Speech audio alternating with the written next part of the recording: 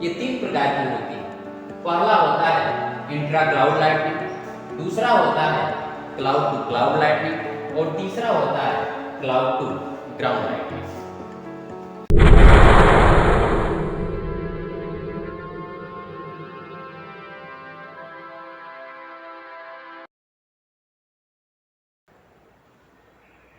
आज के क्लास में हम लोग जानेंगे कि आखिर आकाशीय बिजली क्या होती है, जिसे स्काई लाइटनिंग कहते हैं। आखिर ये बादलों में कैसे बनती है, किस प्रकार ये चमकती है और इसका वार इतना तेज क्यों होता है। तो इन सभी प्रश्नों के उत्तर आज की क्लास में हम लोग जानेंगे कि आखिर इनका निर्माण कैसे होता है। सबसे पहले आप लोगों को बता दें कि जो हमारे पूरे आकाश में बादल होते हैं, तो वो जो बादल कई प्रकार के होते हैं। कुछ गर्म बादल होते हैं, कुछ ठंडा बादल होते हैं और उसके अंतर्गत इस बिजली का निर्माण होता है, इसका फॉर्मेशन होता है। क्योंकि आकाश में बादल तो चारों तरफ होते हैं और बड़ी मात्रा में होते हैं। जब बड़ी मात्रा में होते हैं तो बड़ी मात्रा में उसमें जल भी भरा होता है और ऊपर जाने पर तापमान में कमी आती है। तो जो जल होता है उसमें से कुछ अंश बर्फ में तब्दील हो जाते हैं, तो उस बादल में बर्फ भी पाए जाते हैं, कुछ जल के पार्ट पाए जाते हैं और समग्र बादल होता है। ये पृथ्वी पे उपस्थित जो जल होता है उसके संघनन से इनका निर्माण होता है और उसी में बिजली बनता है, जो इसकी मारक क्षमता बहुत तेज होती है। क्योंकि अनुमान लगाया जाता है कि इस बिजली की जो लंबाई होती है 3 से 4 किलोमीटर तक होती है और इसकी जो चौड़ाई होती है वह 1 से 2 इंच तक होती है।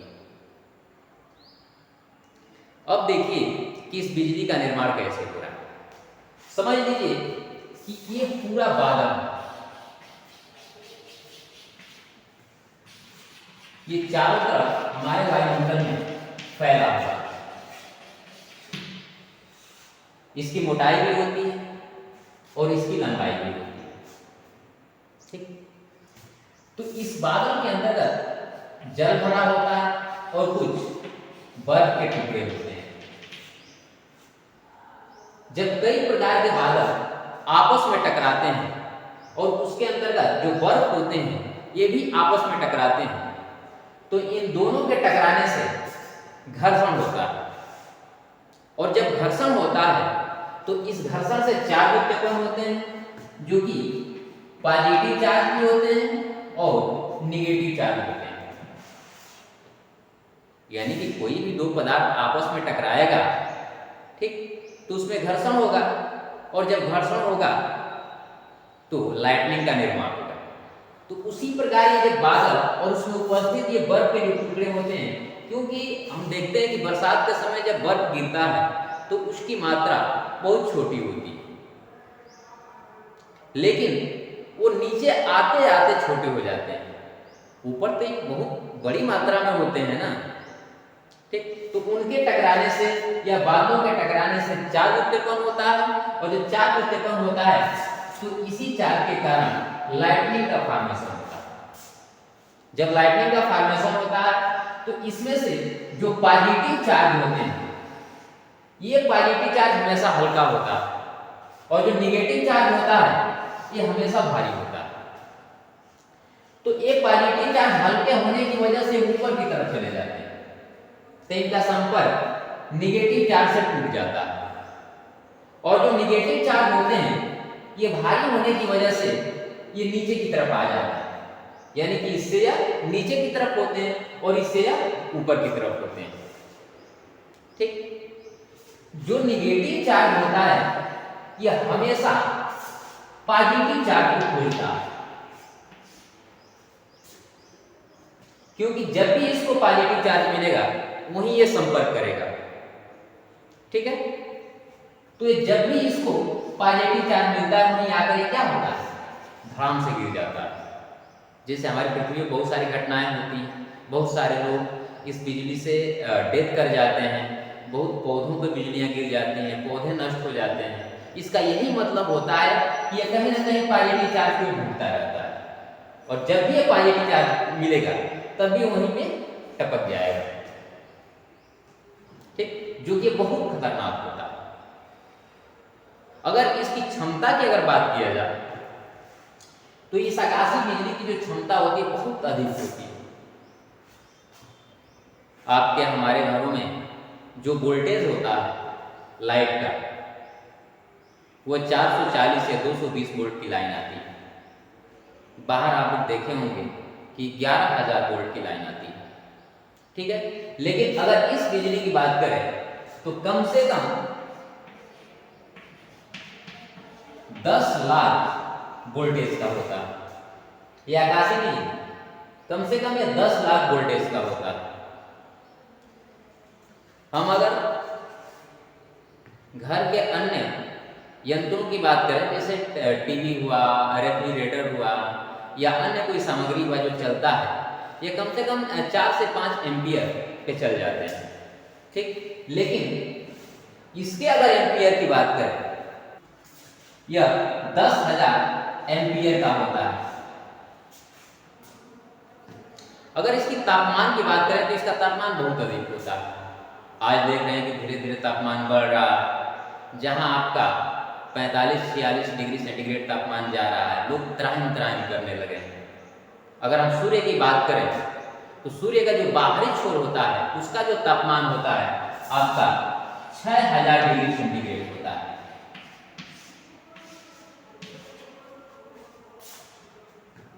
लेकिन अगर इस आकाशीय बिजली के तापमान की बात करें तो यह 27,000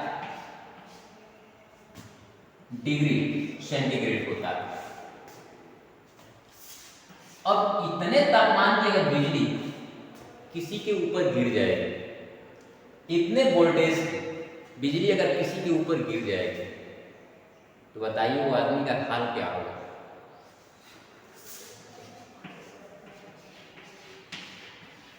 27,000 डिग्री सेंटीग्रेड होता है। आइए हम जानते हैं कि आकाशीय बिजली कितने प्रकार की होती है। जो आकाशीय बिजली है वो 3 प्रकार की होती है। पहला आपका होता है इंट्रा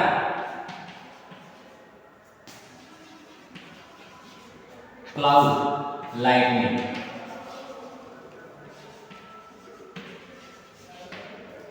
दूसरा होता है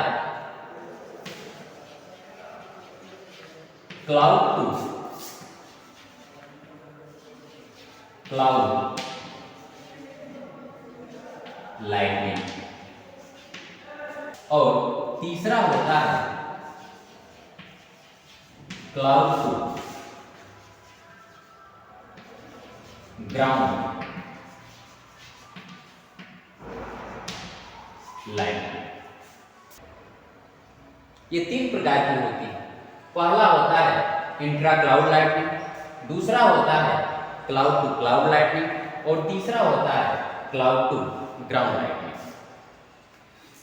इनकी अलग अलग विशेषताएं पाई जाती हैं। जैसे पहला जो होता है, आप लोग देखे होंगे कि बहुत दूर दराज कुछ बादलें दिखाई देती हैं और उस बादलों में थोड़ा थोड़ा बिजलियां चमकती हैं, जो कि बिल्कुल घातक नहीं होती, ठीक है। थोड़ा थोड़ा बिजलियां चमकती है, यानी कि उसमें जब घर्षण होता है तो उससे चार्ज उत्पन्न होता है और वो पॉजिटिव नेगेटिव आपस में मिल जाते हैं, ठीक। तो इस प्रकार की बिजली को हम क्या कहते हैं, इंट्रा क्लाउड लाइटनिंग, जो कि घातक नहीं होती। दूसरा होता है क्लाउड टू क्लाउड लाइट। इसका मतलब ये होता है कि पूरे आकाश में बादल लगा होता है और वो बादल बहुत भयंकर होती है, और उसमें ये होता है कि एक बादल से बिजली निकली और पूरी आवाज पूरी गर्जना के साथ तड़तड़ाते हुए दूसरे बादल में प्रवेश कर जाती है, जो कि बहुत भयावह होती है, बहुत भयंकर होती है। तो ऐसे बिजली को हम कहते हैं क्लाउड टू क्लाउड लाइटनिंग, यानी कि एक बादल से बिजली बनी और दूसरी बादल में प्रवेश कर गई। यानी कि एक बादल की जो बिजली का जो निगेटिव चार्ज है दूसरी बादल की बिजली के पॉजिटिव चार्ज से जाकर रिएक्ट कर रहा है, ठीक, जिससे कि खतरा तो नहीं होता लेकिन वो बहुत भयावह लगती है, बहुत भयंकर लगती है। तो उसको हम कहते हैं क्लाउड टू क्लाउड लाइटनिंग। और तीसरा होता है क्लाउड टू ग्राउंड लाइटनिंग। ये सीधा आकाश में बिजली बनती है और धरती पे आती है, यही बहुत खतरनाक होती है। लोगों को मारने का जो श्रेय होता है वो क्लाउड टू ग्राउंड लाइटनिंग हो जाता है। इसलिए कि देखिए, मान लीजिए कि ये पूरी तरह से बादल है, ठीक, इस बादल में बिजली का फॉर्मेशन हुआ, बादलें आपस में टकराती हैं और जब टकराती हैं तो इसका फॉर्मेशन होता है, और जब फॉर्मेशन होता है तो इससे जो पॉजिटिव चार्ज होता है वो तो हल्का होता है, ऊपर की तरफ चला जाता है, लेकिन जो निगेटिव चार्ज होता है वो नीचे रह जाता है। और जब नीचे रह जाता है तो ये हमेशा किसको ढूंढेगा? पॉजिटिव चार्ज को ढूंढेगा, हमेशा एक पॉजिटिव चार्ज को ढूंढता है। और जब बरसात वगैरह होती है तो जमीन पे पौधे भी हवा के कारण हिलते हैं, जो घासें होती हैं वो भी हिलती रहती हैं, या जो बाहर की तरफ कुछ मनुष्य हैं जो कि बरसात में भी अपना वर्क करते रहते हैं, जो किसान भाई लोग हैं, ठीक है, तो ये लोग भी अपना वर्क करते रहते हैं। तो ये पृथ्वी पे जब चलते हैं, धरती पे जब चलते हैं तो इससे घर्षण होता है, और जब घर्षण होता है तो ही चार्ज की उत्पत्ति होती है, ठीक है। पौधों में भी वही हाल होता है कि पौधों की टहनियाँ जो होती हैं, पौधे के जो जितने ब्रांच होते हैं वो हमेशा हिलते रहते हैं, जिससे कि उससे भी चार्ज उत्पन्न होता है। और जब चार्ज उत्पन्न होता है, ठीक है, तो जब चार्ज उत्पन्न हो जाता है तो पॉजिटिव चार्ज उत्पन्न होता है और निगेटिव चार्ज उत्पन्न होता है।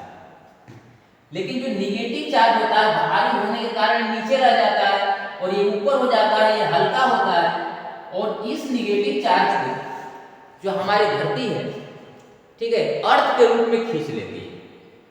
जब अर्थ के रूप में खींच लेती है तो ये तो इसमें चला जाता है, लेकिन जो पॉजिटिव चार्ज होता है ऊपर होता है, और आकाशीय बिजली का जो निगेटिव चार्ज है ये हमेशा पॉजिटिव चार्ज को ढूंढता है, और इससे जहां भरपूर मात्रा में पॉजिटिव चार्ज मिल जाता है ये वहीं आके गिर जाता है, चाहे वो किसी इंसान के पास मिले या किसी पौधे के पास मिले या जल में मिले, जहां इसको भरपूर मात्रा में पॉजिटिव चार्ज मिलेगा वहीं पे आके टपक जाएगा, ठीक है।